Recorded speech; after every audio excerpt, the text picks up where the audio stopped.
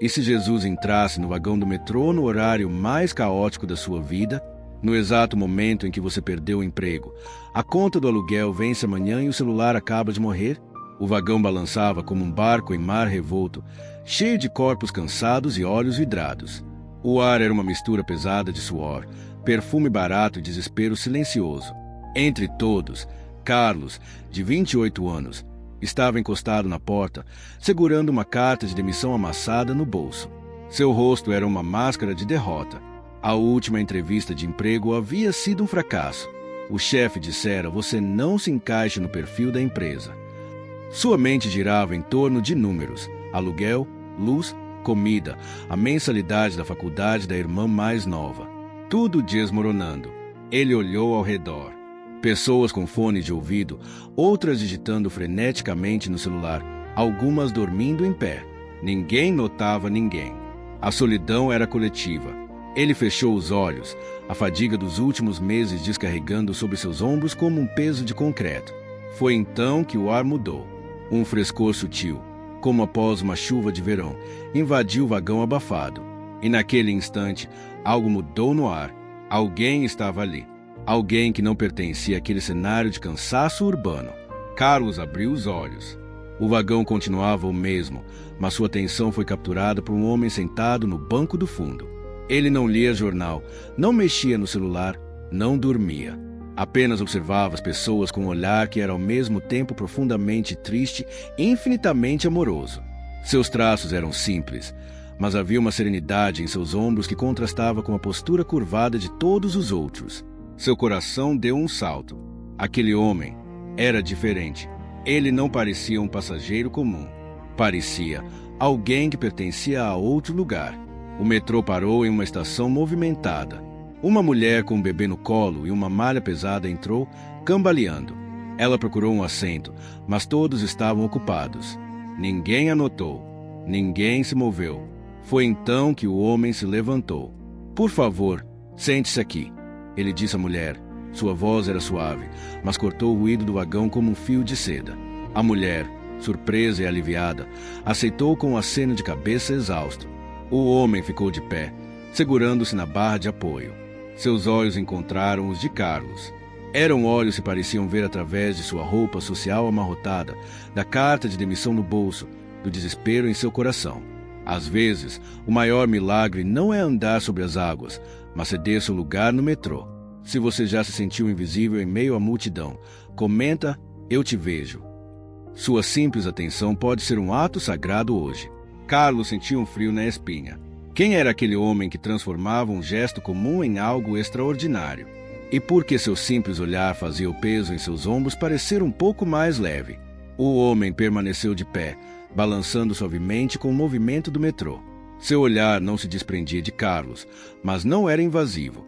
Era um convite para ser visto, para ser conhecido. Carlos, por sua vez, não conseguia desviar os olhos. Havia uma paz emanando daquele homem que era como um ímã para sua alma cansada. O metrô entrou em um túnel mais escuro e as luzes piscaram. No breve instante de escuridão, Carlos sentiu uma mão pousar suavemente em seu ombro. Não era a mão de outro passageiro se equilibrando. Era ele. O toque era quente e sólido, e uma onda de calma percorreu o corpo de Carlos, tão real que ele quase pode ouvi-la dissolvendo o nó de ansiedade em seu peito.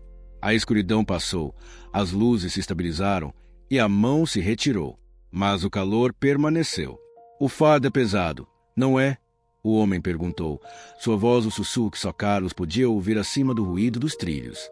Carlos engoliu em seco e apenas assentiu, sem palavras. Como ele sabia?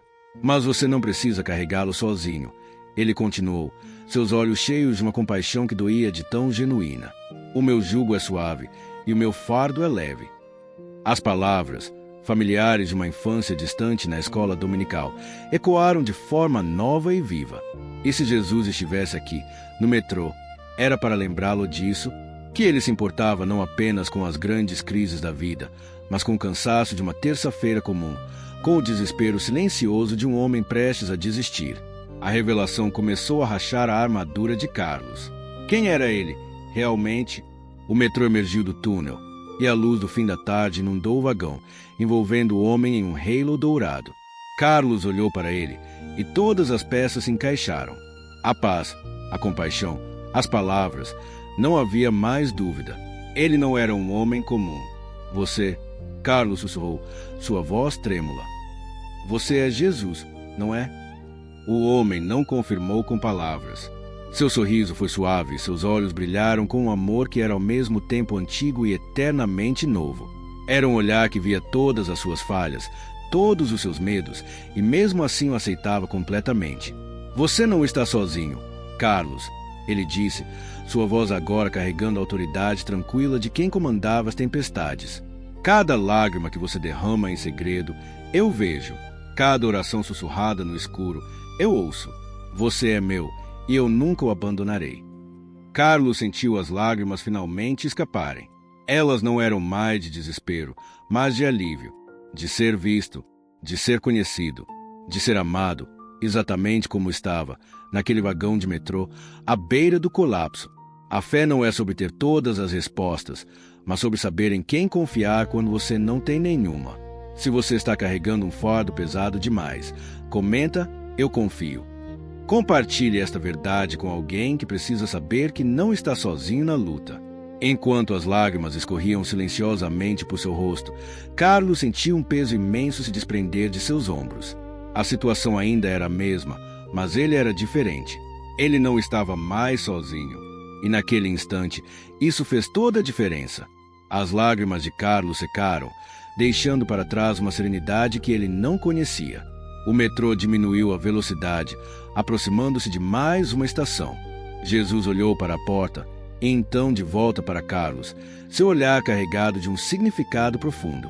O seu valor não está no seu emprego. Carlos, ele disse, sua voz suave, mas firme, está em quem você é.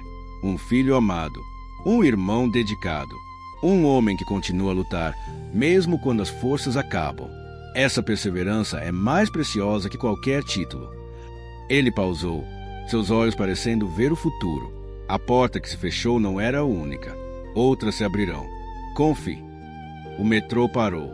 As portas se abriram com um som metálico. Pessoas entraram e saíram, mas Carlos mal as notou. Seu mundo havia se reduzido àquele homem e àquelas palavras. Eu não sei o que fazer agora, Carlos admitiu. Sua voz ainda um sussurro, mas agora cheio de uma nova vulnerabilidade. Jesus sorriu, um raio de pura luz em meio à escuridão do cansaço de Carlos. Vá para casa. Descanse. Amanhã é um novo dia. E lembre-se, ele acrescentou, seu olhar fixo no de Carlos, eu estarei com você, sempre. As portas começaram a se fechar. Jesus deu um passo para fora, misturando-se à multidão na plataforma. Ele não olhou para trás. Carlos ficou parado, observando através da porta suja enquanto a figura desaparecia entre a multidão. Ele não estava sozinho. A verdade era tão avassaladora que quase o derrubou. O que ele faria com essa verdade?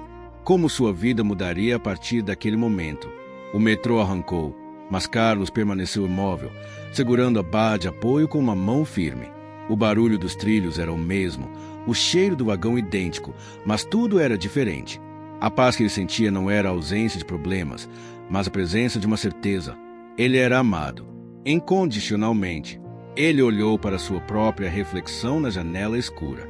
Os mesmos olhos cansados, a mesma roupa, mas algo em seu rosto havia mudado. Havia uma centelha de esperança onde antes só havia desespero. Ele respirou fundo e o ar pareceu mais limpo. Quando o metrô chegou à sua estação, ele saiu com passos decididos. A carta de demissão ainda estava em seu bolso, mas agora era apenas um pedaço de papel, não uma sentença. Ele ligou o celular, que milagrosamente tinha bateria novamente, e mandou uma mensagem para sua irmã. Pode contar comigo para a mensalidade. Vamos dar um jeito. A fé não havia resolvido seus problemas magicamente, mas lhe dera coragem para enfrentá-los. Esta história não termina aqui. Ela continua em você. Em quem você pode ser Jesus hoje? Em que metrô da vida você pode oferecer seu lugar, seu sorriso, sua paz? Compartilhe esta mensagem. Seja a resposta para a oração de alguém.